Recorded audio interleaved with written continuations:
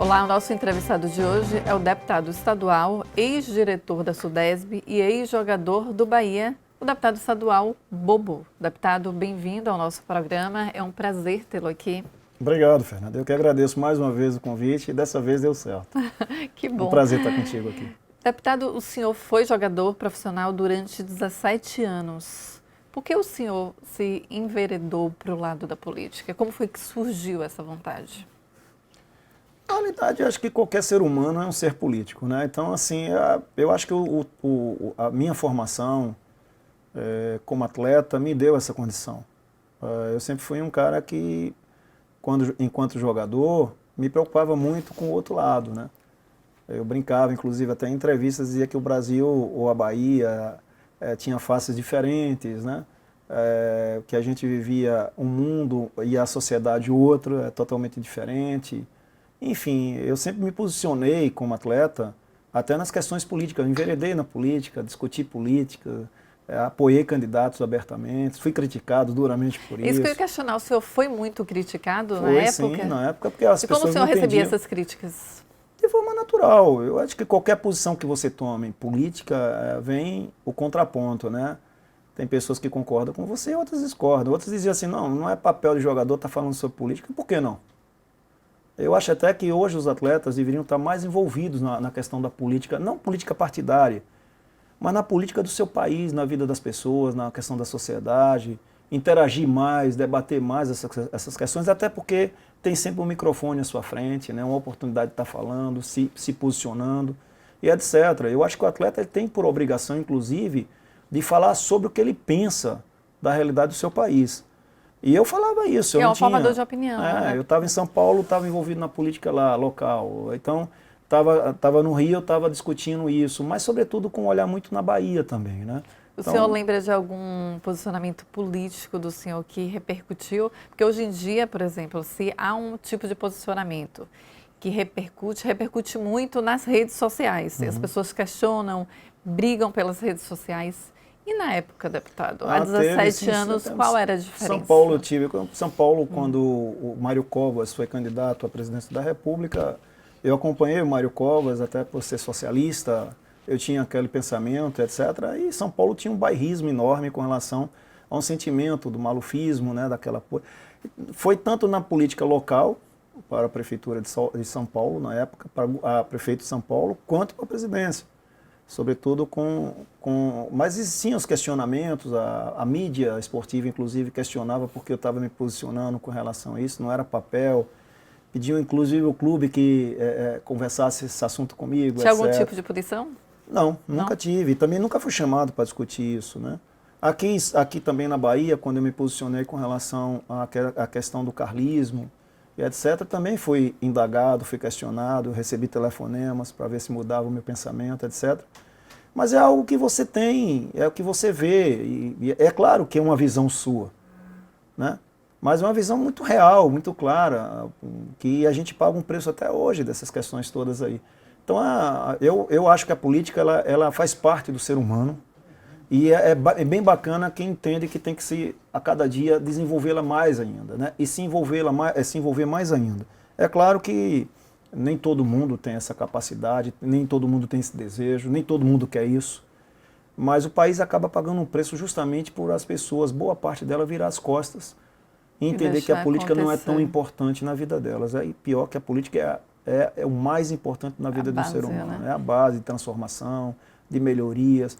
Melhora para pior, para melhor, enfim, as condições de vida vai dessa linha. Agora, como foi que surgiu a ida do senhor para o PCdoB? O senhor ingressou desde o início, né? Eu nunca me envolvi na política partidária, né? Nunca fui de política partidária, mas sempre tive a posição política, os meus sentimentos, os meus conceitos, né?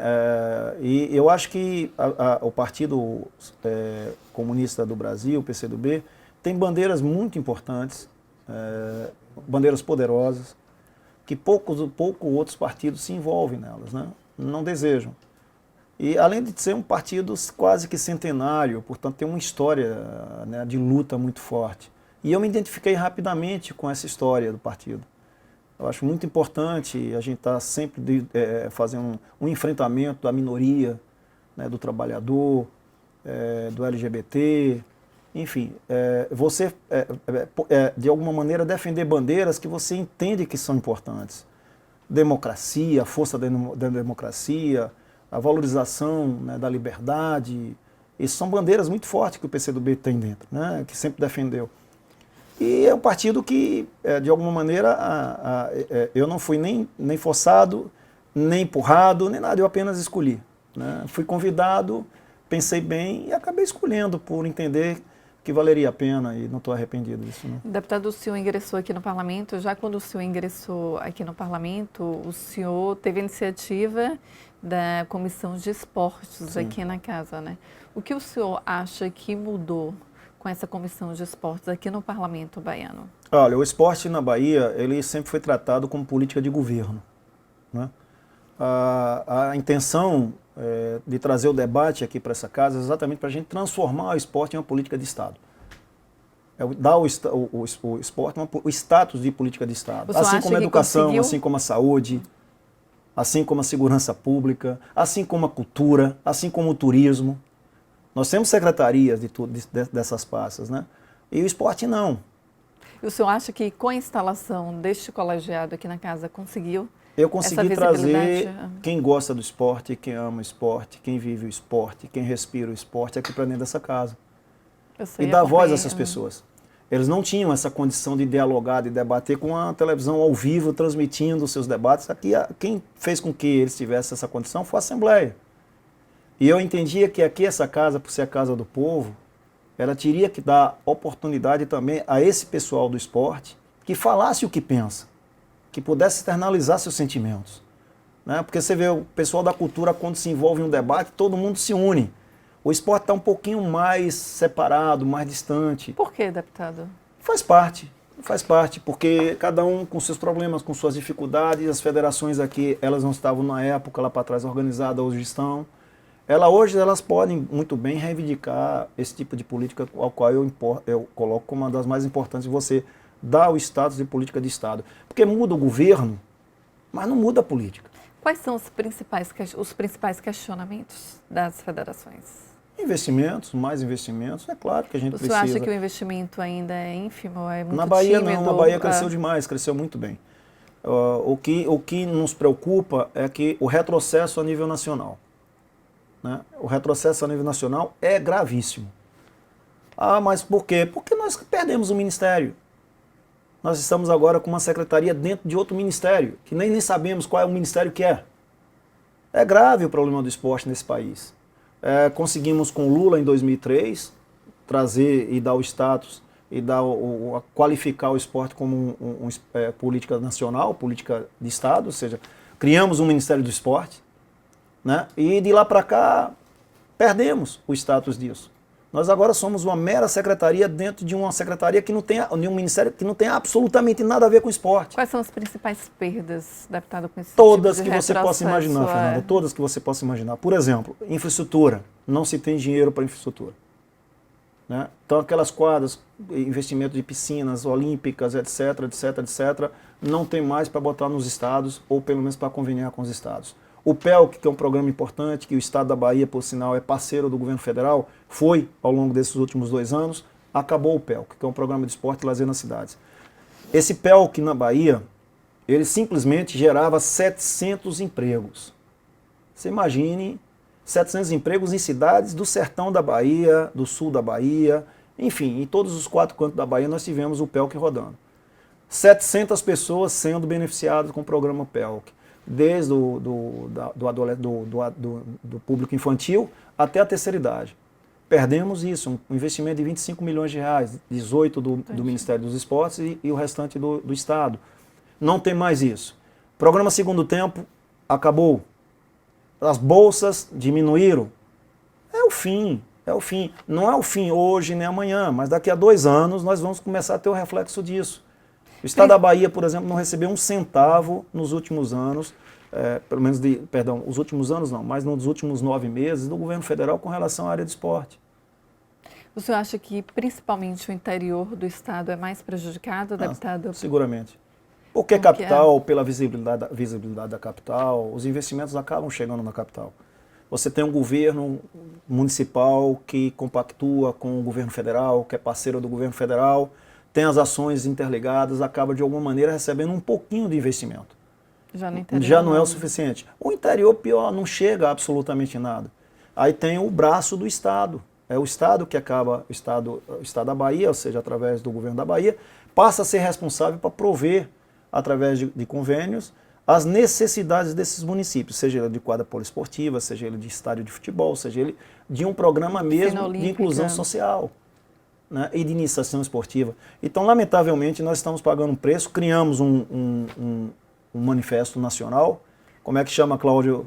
Unidos pelo Esporte, e, inclusive criamos um site, para que as pessoas desse país inteiro, que pensam assim como eu, que gosta do esporte, e que como é que está a adesão a esse movimento? Aos pouquinhos as pessoas estão assinando, né? Porque você tem que ter, como a nível nacional, tem mais na Bahia do que fora hoje por conta da divulgação.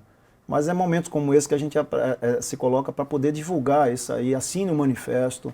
Você que é contra o que está acontecendo, desmonte sobretudo da cultura, o desmonte sobretudo do turismo, o desmonte sobretudo do esporte, e em especial do esporte, assine o manifesto lá, para a gente caminhar para o Congresso Nacional e dizer assim, olha, a política de esporte tem que permanecer, a política de esporte tem que ser forte, a política de esporte é uma política transformadora, inclusiva, participativa.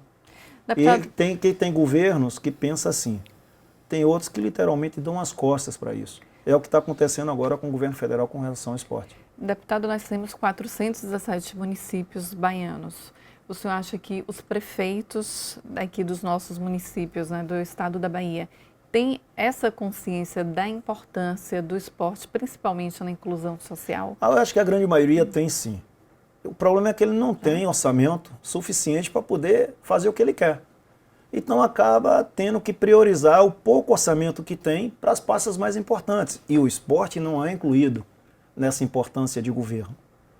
Mas se você dialogar, eu tive a oportunidade, quando trabalhei no governo, de conversar muito com os prefeitos, e eles acessavam muito a Sudesb na época, atrás de investimentos, atrás de uma parceria, eles falavam da importância do esporte. Até porque, nos finais de semana, só tem o esporte na sua cidade. Seja o esporte de bairro, as atividades, né? As forma de movimentar, né? E os campeonatos, campeonatos futebol, rurais, municipal, etc. Então eles acabam a cidade toda interagindo para aquele mesmo espaço. Então ele percebe que aquilo ali tem uma força muito grande, mas não tem dinheiro para poder fazer investimento. Se não tem dinheiro, recorre a quem? Ao Estado. O Estado também não tem o suficiente para poder bancar. Aí vai o governo federal, trancou as portas. Trancou tudo. Trancou as portas. Você vai ter que fritar o porco com a sua própria banhazinha aí. Se vire. Então tem que ser criativo, tem que tentar fazer alguma coisa. Eu acho que nós estamos perdendo uma grande oportunidade de permanecer com essa janela aberta para que a gente pudesse cada vez mais potencializar nossos jovens, a juventude, porque são talentosos, são qualificados nessa área do esporte. Todo mundo nasce com um dom, seja na música, seja na arte, e o brasileiro é com o futebol também. É com o basquete, é com o vôlei, é com o handebol, é com a natação. Basta dar a ele uma oportunidade, ter um bom professor, material gratuito e um bom equipamento para que esses jovens possam ter uma oportunidade da sua vida de transformação. Deputado, qual a opinião do senhor a respeito dos projetos que são votados aqui na Casa? Vários deputados que já passaram por aqui questionam que se vota mais projeto do Executivo do que do próprio Legislativo. E eu sempre questiono aos parlamentares. Né? Tá mudando. Isso. Eu sou novo na casa, né, Fernanda? Eu sou jovem na casa. O senhor está mudando e a prova disso, eu estou na segunda legislatura, graças aí à população que apoiou o meu trabalho na primeira legislatura, me trouxe agora de volta. Mas está mudando.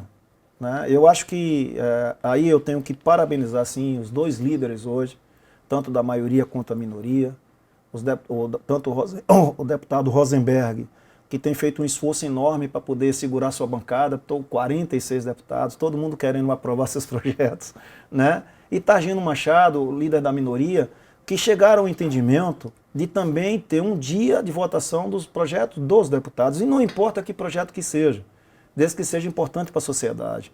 Eu acho que o que faz com que a gente se sinta forte, importante no seu mandato, o que legitima um mandato de um parlamentar, são os projetos que ele constrói com seus gabinetes, com sua liderança, com a sociedade, Melhoria, e coloca né, em pauta deputado? de votação.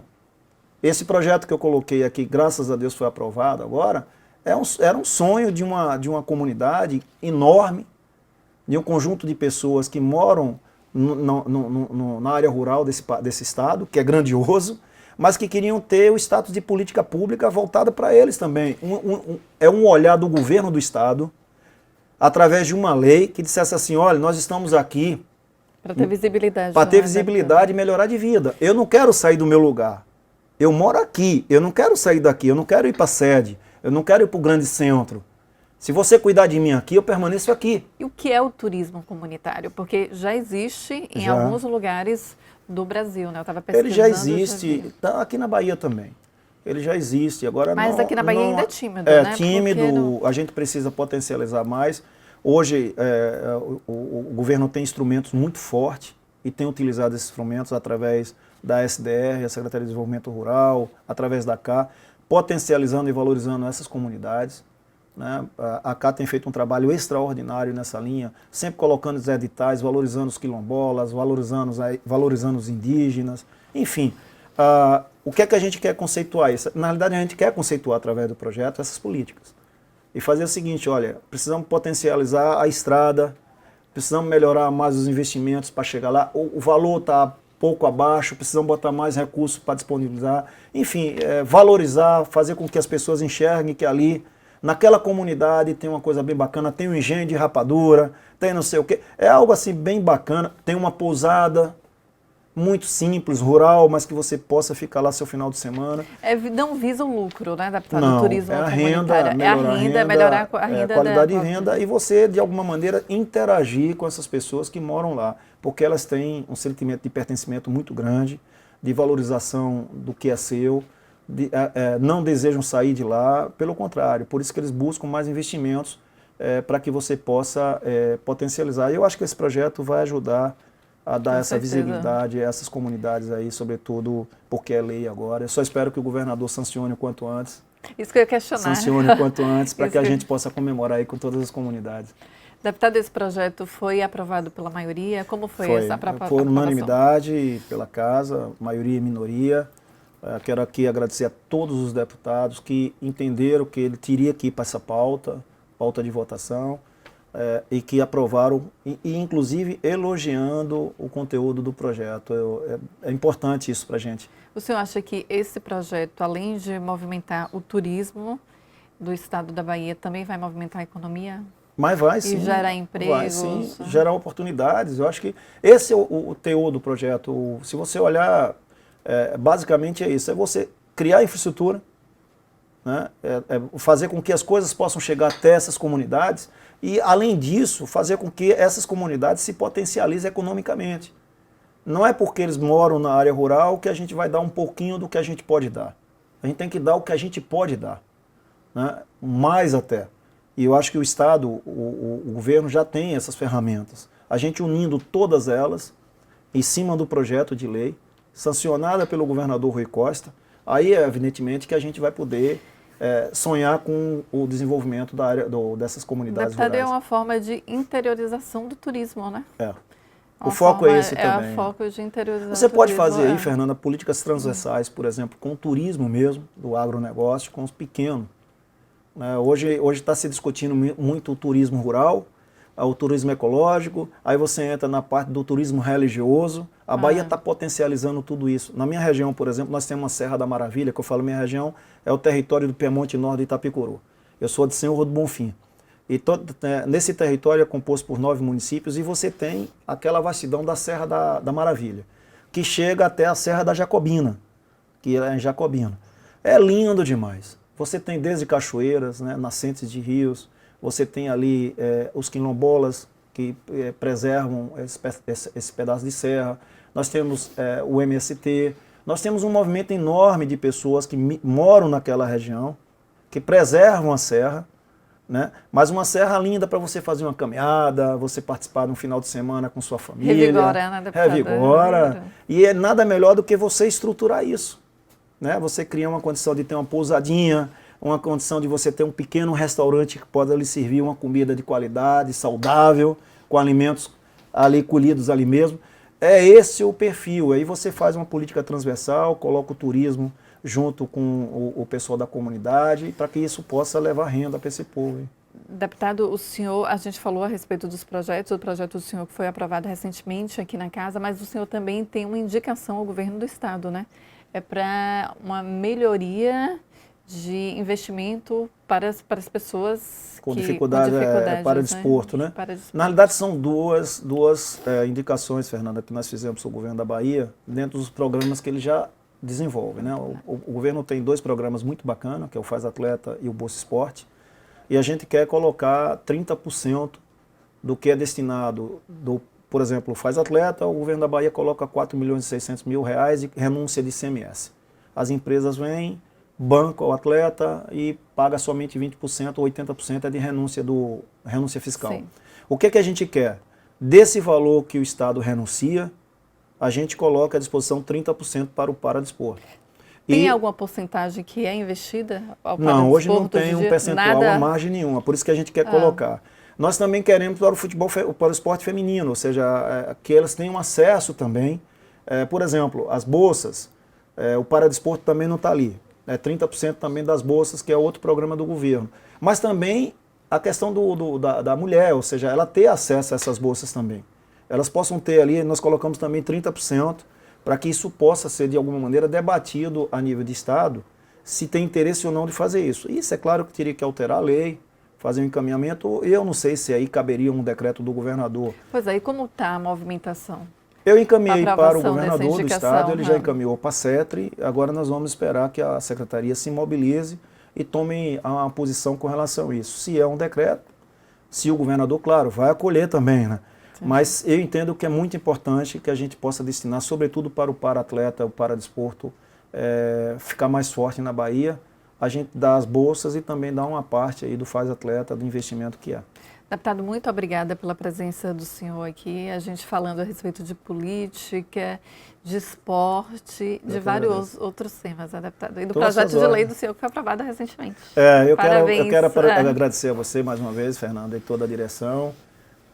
Agradecer aos deputados que aprovaram a lei por unanimidade. Eu já falei aqui do líder da maioria e da minoria, do presidente da casa. Dizer que hoje a casa faz um trabalho bem bacana mesmo. Votar projetos de deputados é o máximo, é como se a gente chegasse à seleção brasileira, né? Porque você faz as entregas, mas para um jogador de futebol, o máximo da carreira dele é ele servir sua seleção, seu país, né? Para o deputado é ter projetos aprovados, da sua autoria, debatido com a sociedade, e essa casa está dando um grande exemplo hoje, colocando projetos de deputados para votação, seja na segunda, na terça ou na quarta-feira, não importa o dia, o importante é que a gente continue dessa maneira aí. Muito obrigado pela oportunidade. Vai virar lei e vai ficar na história, né, deputado? Obrigada. A gente fica por aqui. Até o próximo programa.